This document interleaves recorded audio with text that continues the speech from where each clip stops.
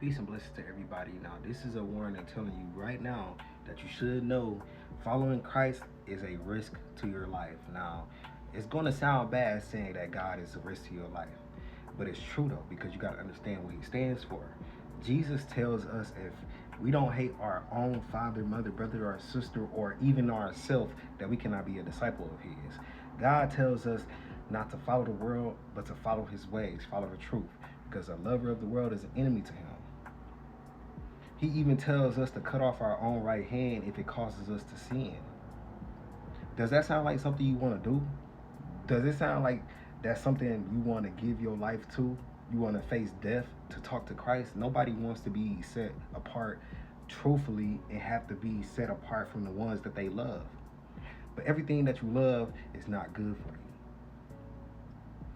If God is telling you these things and you read upon His word and you see that He's speaking on good things, and then you talking to others and then you see that they hate good things, what else are you supposed to do?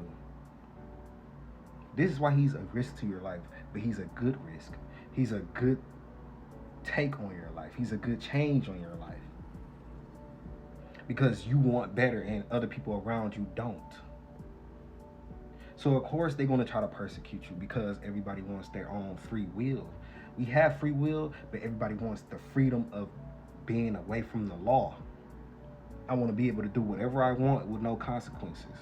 But since you feel like it should be a consequence to the things that God is telling us not to do, they hate you for it. God said they will hate you because they hated me first. Who wants to be hated by anybody in the world? No one. Who wants natural born enemies that hate the law? No one. But this is things that you have to face. These are the challenges that are going to come with following the Lord.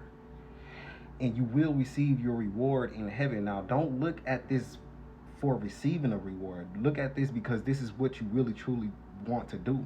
This is things that God tells us, though. God tells us we will be rewarded for our righteousness, our obedience, and things like that. But don't look for the reward, because you still wouldn't even make it. That now if you're looking for the reward, that means you only did these things because you wanted to look good in the Father's eyes. You didn't. It wasn't truthfully. It wasn't wholeheartedly. God look at our heart intents. Live your life. You're going to make mistakes. You're going to sin. You're going to fall, but the righteous always rise again. They're going to hate you, but it just means that they will never fail you. If you lost that friend, if you lost a relationship of any type, all because of God, they will never for you in the first place. Remember, it's a blessing to be hated. You have a spirit that no one can possess. You are unique in the Lord's eyes, and you belong to His word. You belong in His face.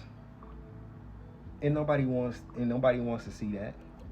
You know how hard it is to live by the Lord? People are being persecuted on a daily basis because of these things. But it's okay. You have no fear. At the end of the day, have no fear. Keep going. This life is temporary. The hate is temporary. Everybody will see the Lord's face one day. Everybody will be facing judgment one day. But what is there to be afraid of just because you want to be good in life? Nothing. Keep going. Peace and blessings.